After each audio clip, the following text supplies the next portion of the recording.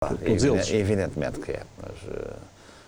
Mas em Portugal isso, como sabe, Aliás, não é tanto assim porque não há dinheiro para tanto. A notícia de hoje é que o Benfica, e a notícia era do Bild, dizendo que o Benfica está a negociar com o Dortmund a transferência do Julian Weigl.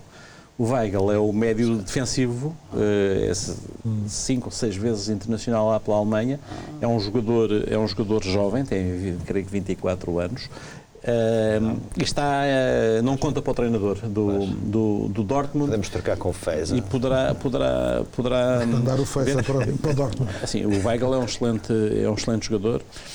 Eu acho difícil que um clube do campeonato português consiga contratar o Weigl, porque obviamente, estando de saída, terá uma série de ofertas alternativas de outros lados. Mas pronto, vamos seguir. Estava eu a dizer que, no caso Benfica, os centrais, os atuais, de facto, são... É interessante porque a defesa do Benfica, nestes 3 jogos, tem uma média... Noutro contexto, esta defesa do Benfica dava para 10 anos. Sim, pois dá. Tem uma média, isso que eu vou dizer, tem uma média etária de quê? 22, não sei. Sim. Tem 19, não é? O 18. Os outros têm 22. 22. O guarda-redes também tem 24. 24, estamos a falar de 22 23 anos. Em condições normais, isto, se fosse no antigamente, antigos, havia guarda-redes e defesa ali para 10 anos, no tempo do direito de opção. Não mexia durante 10 anos. Depois digamos, o 6 e o 8. Deixa-me só dizer uma coisa. Sim. E eu sou contra o direito de opção, calma, não haja dúvidas. Não há aqui saudosismo nenhum, ainda bem que acabou a lei da opção. Mas eu posso dizer que também não tenho saudades, mas na gênese, mas tenho nas consequências. Dava jeito. Não, mas depois a dupla Gabriel-Tarab, que estão em excelente forma. Altamente improvável, não é essa dupla. Não é altamente, é completamente improvável, mas dá uma verticalidade, quer lançando para as alas à distância, quer mesmo no meio, no miolo, ao futebol Benfica, magnífica, e eles, no fundo, são 2-6 e 2-8 ao mesmo tempo. É preciso também estar bem fisicamente. Mas houve uma grande transformação no futebol do Tarabt. Pois houve. Do ponto de vista do critério defensivo, essencialmente. Absolutamente. Tirou o lugar ao miúdo. Pois, porque o Florentino é muito bom, mas ainda tem que aprender muito na passagem para a frente. O problema para mim é que estas equipas não podem jogar com miúdos a mais. Pois não. Noutro contexto, o problema da Champions, o Florentino pode jogar perfeitamente, mas é assim, mas tem que ter enquadramento. Meter só miúdos só os prejudica e a equipa não ganha nada. Sem dúvida.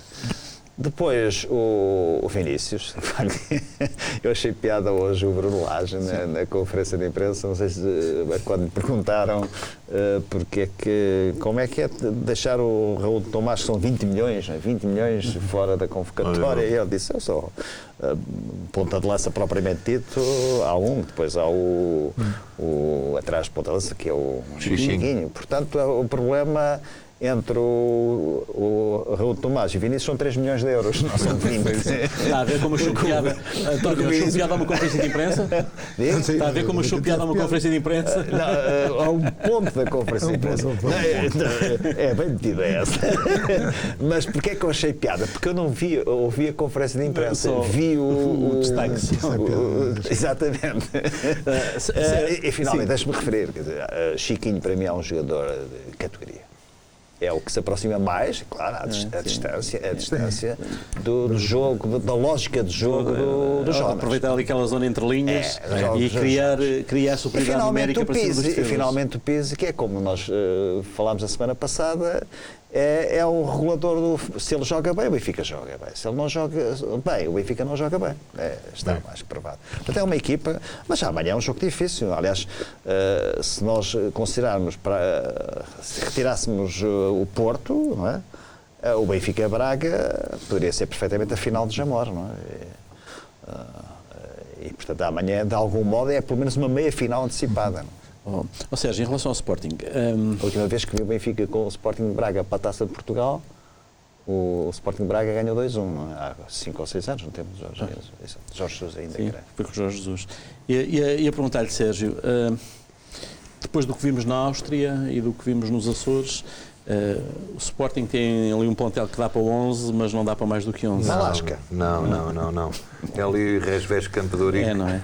Resves Campedourico, aliás, eu tive a oportunidade de escrever na parte final do meu artigo, no PS, pós-scriptum, que o Silas devia tirar algumas ilações relativamente a alguns dos jogadores que usou na Áustria. E ontem já se viu que aquele é o 11 do Sporting.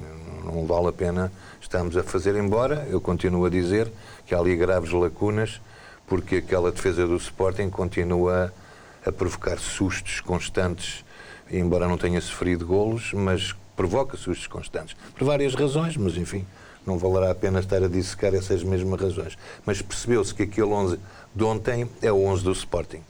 Agora falta ali muita coisa, isso é óbvio. Foi uma boa exibição, foi um bom resultado. Acho que ele não vai sair muito disto. Não sei o que é que o mercado poderá trazer trazer e levar. Pronto, pode levar a muita coisa, não é? Pode levar muita coisa. Não vou dizer, obviamente, uma questão de elegância quem é que devia levar, mas eu tenho... Não, mas imagino que leva o Acunha, que leva o Bruno Fernandes. Não, isso aí é mais complicado. Esse é que tem valor de mercado. Não, mas este tem valor de mercado, mas... O Vendel não trata de quanto disseram, mas é um jogador interessante. É um jogador, chamemos-lhe apenas interessante. Em crescimento. É um projeto interessante. O próximo jogo é com o Porto, não é o Sporting. É no dia 5 de janeiro. Aí está, por exemplo, Cá está um leão. Um leão. É o chamado Leão da Luz. O leão da Estrela. Este é o Leão da Luz. Aí está um bom desafio para ver, porque o Sporting vai ter a oportunidade de ser confrontado com uma equipa de outro campeonato, eu digo assim, de outro campeonato, porque o plantel do Futebol Clube do Porto é superior ao do Sporting, mas vamos ver como é que o Sporting se comporta com o Futebol Clube do Porto. O Sporting recebe o Porto e 15 dias depois recebe o Benfica. São dois bons jogos, para ver. Vamos ver. 15 dias depois de receber o Benfica, vai a Braga. O Sporting tem aqui uma fase... são os 3 jogos finais, não é? Já, agora só um parênteses. A ironia do... Ainda bem que para o Sporting que perdeu com os austríacos. Porque a ironia dos sorteios é que, ficando no pote B, calhou na equipa mais, enfim, fácil, acessível, teoricamente, das 4 equipas que estavam, das outras que estavam no pote. Eu não sei quem é que calhou ao Lasque. O Leeds não reparei. Também não sei quem é que calhou. Agora foi um jogo muito fraco. Muito fraco. Com as reservas também. Não tem...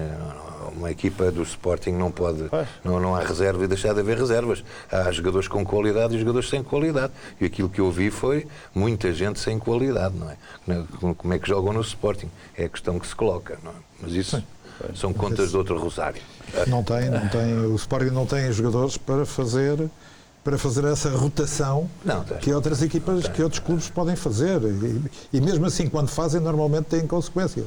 E, portanto, o Sporting não pode, evidentemente. Claro. Agora... O Las Clins joga quase Alkmaar, também não ficou mal servido. O AZ ganhou agora o Ajax. Sim, mas é acessível. É acessível, a equipa do Las que é interessante. É interessante, é uma equipa, tem uma boa dinâmica de jogo. Eu ouvi dizer que o Benfica vai jogar com o Shakhtar Donetsk, não é?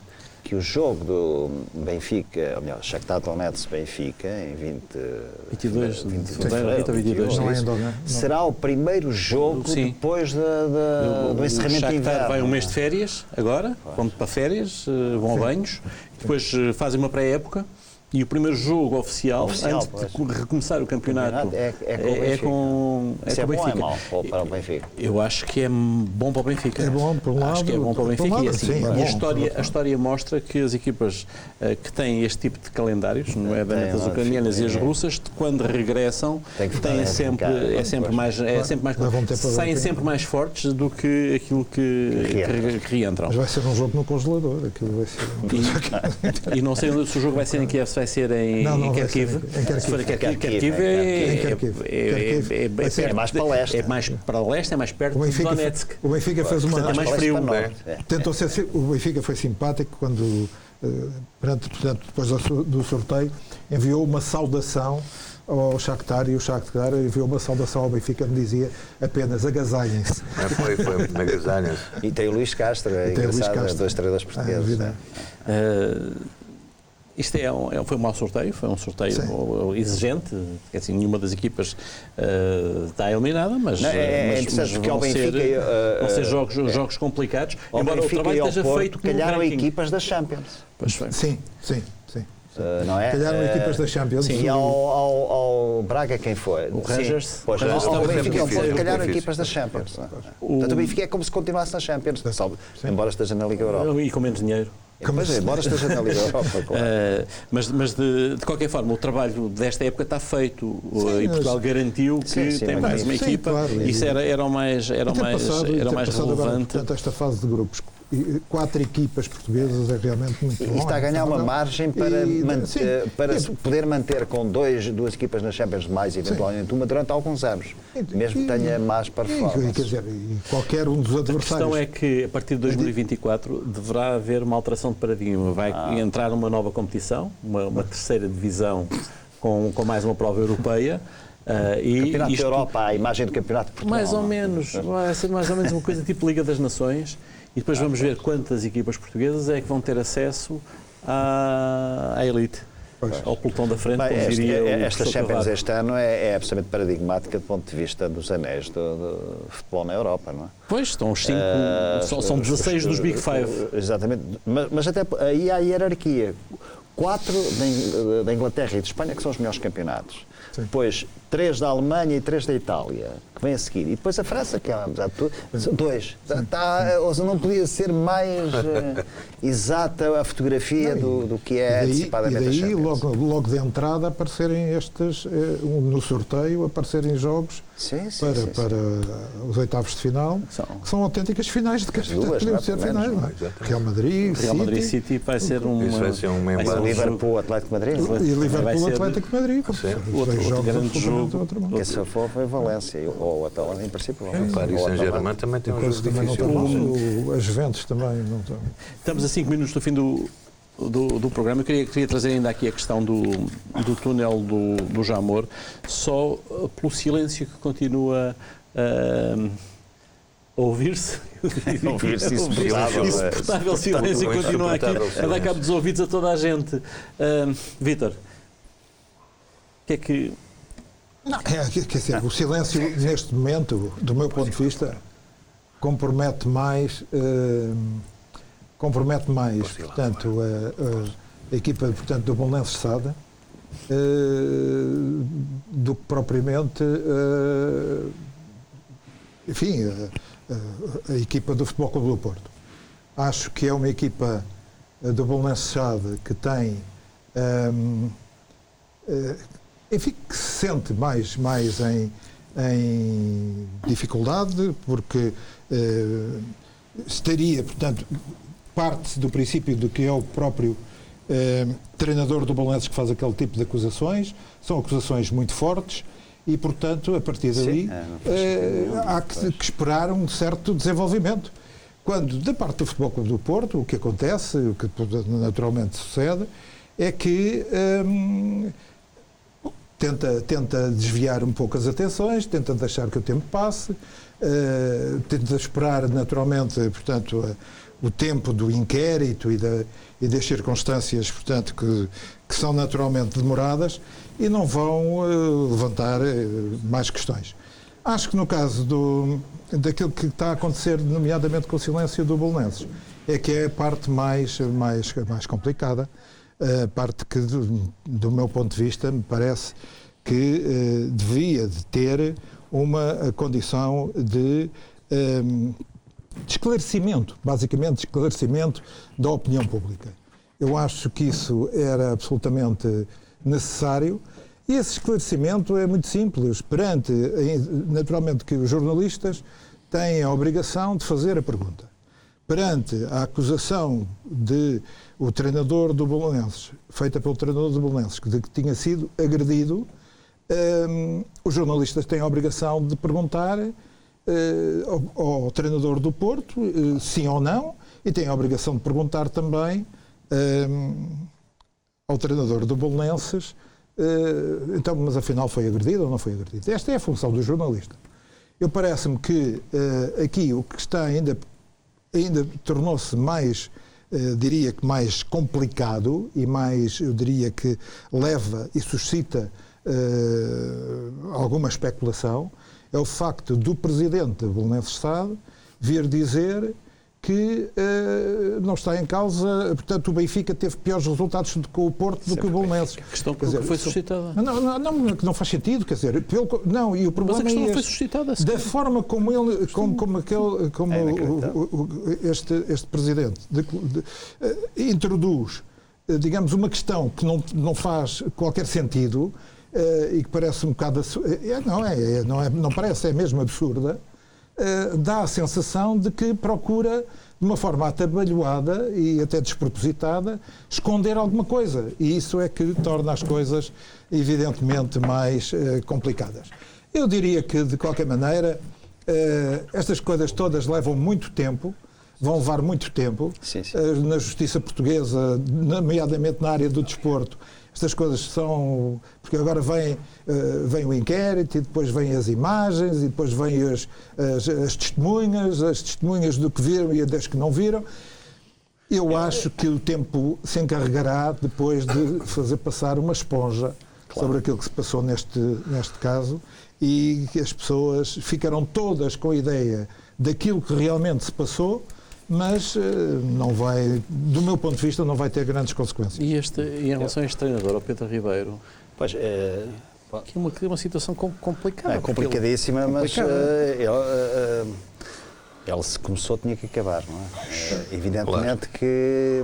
Ele começou sem querer. É um jovem... Ele começou sem querer, porque não sabia que estava a ser filmado, mas pronto, mas estava indignado. É um jovem, tem uma carreira à frente e ele percebe que as forças poderosas...